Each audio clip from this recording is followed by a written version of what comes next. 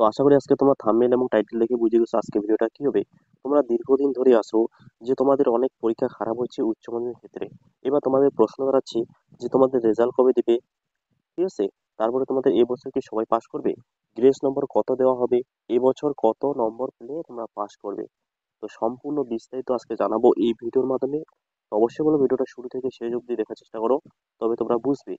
আর যারা যারা চ্যানেলে নতুন অবশ্যই চ্যানেলটি সাবস্ক্রাইব করে পাশে থাকা বেল আইকনটা অল করো, যাতে এর পরবর্তী যে কোনো তোমাদের জন্য আপডেটগুলো নিয়ে আসবো তোমরা পেয়ে যাবে সবার আগে। এবার তার আগে বলি, যাদের ইংরাজি পরীক্ষা বেসিক্যালি ক্লাস 12-এ, ঠিক আছে, তোমরা যে এবছর পরীক্ষা দিছো, তোমাদের ইংরাজি পরীক্ষাটা খুবই খারাপ হয়েছে, সেক্ষেত্রে আমি একটা বেসিক ভিডিও তৈরি করছি এবং সেই ভিডিওটা তোমরা এই ভিডিও ডেসক্রিপশন বক্সে আমি লিঙ্ক দিয়ে দেবো, তোমরা দেখে নিবে। এবং তার সাথে তোমাদের উচ্চ মাধ্যমিকে, তো এবার যে তোমরা পরীক্ষা দিছো, এবার তোমাদের মধ্যে কত নম্বর তোমরা ফার্স্ট ডিভিশন পাবে, কত নম্বর পেলে তোমরা সেকেন্ড ডিভিশন, এবং কত নম্বর পেলে তোমরা থার্ড ডিভিশন হবে, সে নিয়েও আমি ভিডিও তৈরি করছি। অবশ্যই তোমরা এই ভিডিও ডেসক্রিপশন বক্সে লিঙ্ক দিব, দেখে নেবে। তার সাথে দীর্ঘদিন ধরে অনেকে নবান্ন স্কলারশিপ নিয়ে তোমরা পড়ে আসো, এবার তোমাদের অনেকে সমস্যা আছে কবে টাকা পাবে কবে পাবে না, সে নিয়েও আমি ভিডিও আমি কিন্তু তৈরি করছি, ঠিক আছে? অবশ্যই তোমাদের ভিডিওগুলো আমি এই ভিডিও ডেসক্রিপশন বক্সে লিঙ্ক দিয়ে দেবো, তোমরা দেখে নিবে। তো চলো আমি শুরু করি।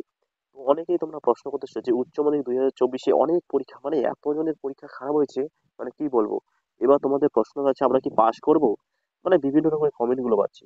তো সেক্ষেত্রে আমি তোমাদের বলি, হ্যাঁ, যেমন উচ্চ মাধ্যমিক 2024 তোমরা দিছো, এবার তোমাদের প্রশ্ন হচ্ছে রেজাল্ট কবে, তাই না? রেজাল্ট মিনিমাম দেখো, গতবারে যে তোমাদের পরীক্ষা হয়েছে তোমাদের 57 দিনের পরেই তোমাদের রেজাল্ট দেওয়া হয়েছিল। এবছর সেরকমই কিন্তু 2 মাস হয়ে গেল, ঠিক আছে? তোমরা কবে পাবে? তোমরা ফেব্রুয়ারি মাসের মধ্যে পরীক্ষা শেষ, তোমরা ফেব্রুয়ারি পরে মার্চ এপ্রিল এবং মে মাসের প্রথম সপ্তাহে তোমরা রেজাল্ট পেয়ে যাবে প্রত্যেকেই, হ্যাঁ। এবার প্রশ্ন হচ্ছে এবছর কি সবাই পাস করবে? দেখো এবছর পাস ফেল দেখো, তোমাদের কিন্তু সামনে ভোট আসতেছে। এবার প্রশ্নটা হচ্ছে এবার কি সবাইকে পাস করে দেওয়া হবে?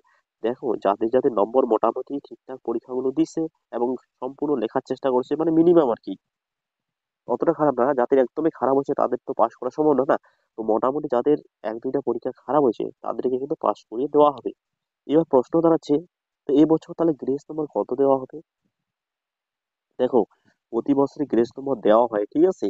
এবার তোমার ধরে নাও দুইটা পরীক্ষা খারাপ হয়েছে, ধরে নাও এতটা খারাপ না যে মিনিমাম 5 থেকে 6 নম্বর কম পাইছো, ঠিক আছে, বাকি পরীক্ষাগুলো খুবই সুন্দর হয়েছে, মানে ভালো হয়েছে, মানে পাস করছো, বেশি বেশি নাম্বার তুলছো। এবার প্রশ্ন দাঁড়াচ্ছে তোমরা কি যে দুইটা সাবজেক্ট আছে সেই দুইটা সাবজেক্টে গ্রেস নম্বর দেওয়া হবে? অবশ্যই তোমরা গ্রেস নম্বর পাবে, প্রতি বছরই দেওয়া হয়।